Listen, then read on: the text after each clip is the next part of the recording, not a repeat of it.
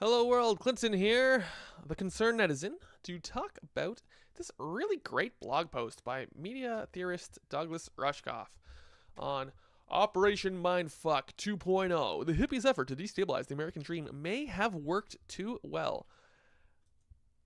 Very good.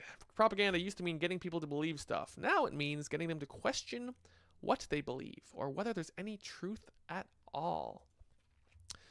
So, like in all of his books, Rushkoff gives us the broad historical context for the causes working today that he's looking at. Ed Bernays, nephew of Sigmund Freud, turned psychoanalysis into a tool for peacetime propaganda, which he labeled public relations. And now, we all know what the term public relations means. It means when a brand is covering its ass, right? What I'd like to talk about while reading through this article is the underlying media which provides the ground, the ever more hidden ground for what we're talking about here. Before television spread all over the world in the 50s and 60s, well, all over, the West anyway, media was radio, newspapers and glossy magazines and advertisements plastered everywhere. That was the media that Marshall McLuhan looked at for the first time seriously as the folklore of industrial man in his book The Mechanical Bride, 1951 or so. So this is the medium in which public relations grew. It's about telling the same story through so many media channels at once that there appeared to be only one story. The term he uses down here is called consensus reality. The reality that everyone can agree to, has to agree to, because there's no alternative, which is being mediated across the large sphere, right? Today, however, the primary goal of government propaganda is to undermine our faith in everything. Not just belief in particular stories, but our trust in the people who are telling the stories, the platforms, and fact-based reality itself. What many of us forget is that this new style of influence through disorientation is really an appropriation of the counterculture's techniques. This is what the situationists were doing. So were the hippies and the heads of the 60s. Before Watergate, which is when the Washington Post exposed President Nixon's spying on his political opponents, leading to his resignation in disgrace.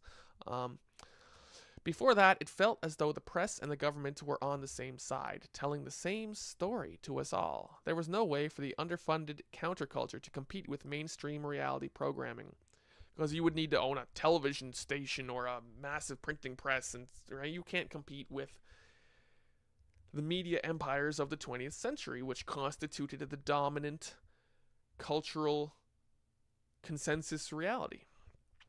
That was it. Everyone was flooded with one story, except by undermining its premises. The flower children couldn't overwhelm Nixon's National Guard troops, but they could put daisies in the barrels of their rifle.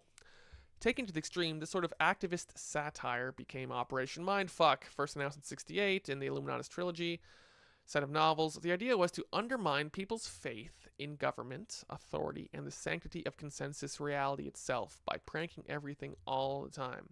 See, so what I want, the ground of consensus reality, again, is the unbreakable hegemony of 20th century centralized broadcast media, which covers such a broad swaths of geography that what people have to agree on are these national scale level stories, right? Mythologies. The idea was to break the trance that kept America at war, blindly consuming and oblivious to its impact on the world. This is, the 50s, and we were talking about the Leave It to Beaver. Lysol is a feminine sanitary product. Nationalist virulently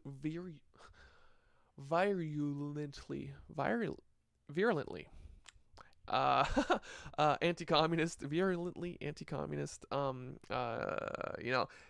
black and white world of buzz cuts and whatnot, right? That's what the hippies were rebelling against in the 60s, right?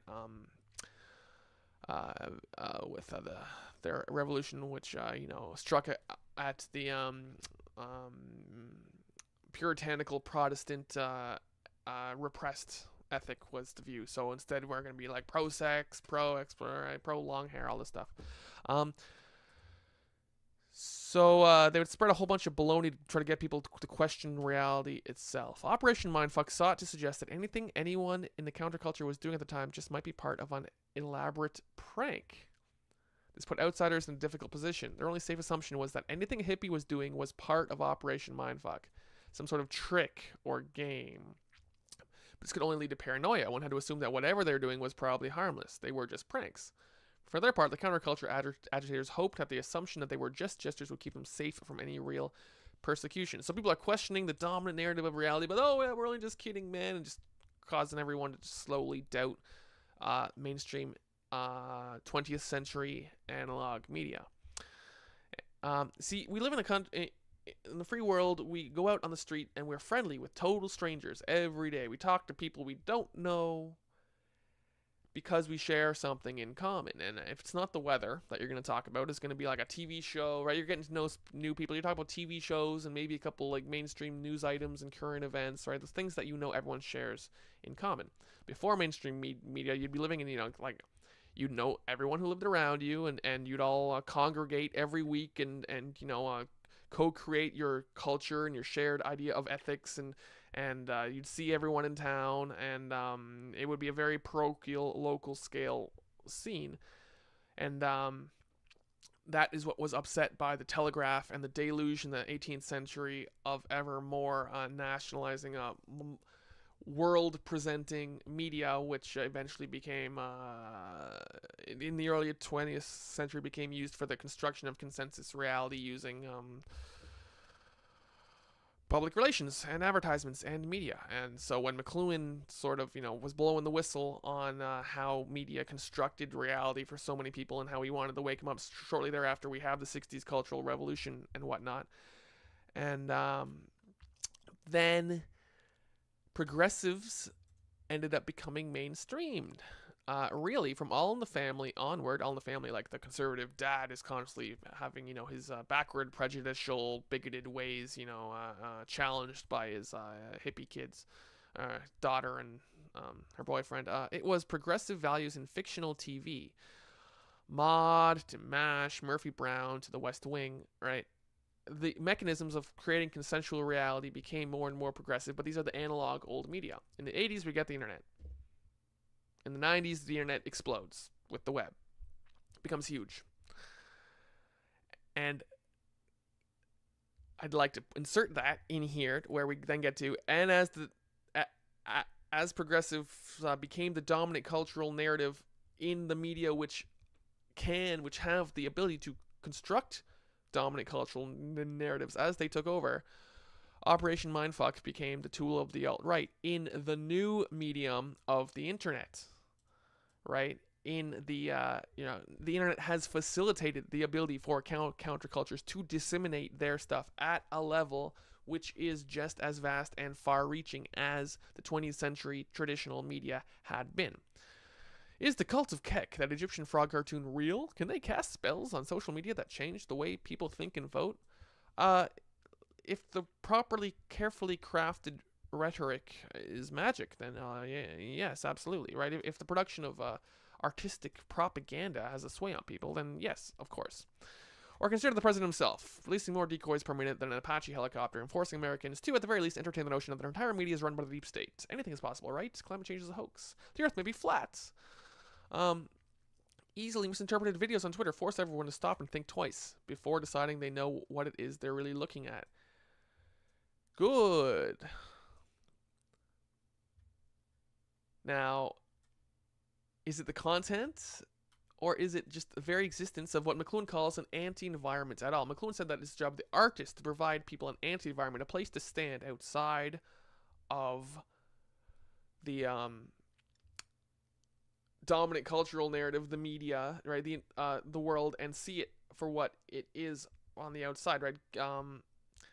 And that's exactly what the internet has been doing for 30 years, 40 years. And it's amazing that only now, in the past 5 years, is old media and new media finally actually colliding in the violent, clash of great constitutive narratives that are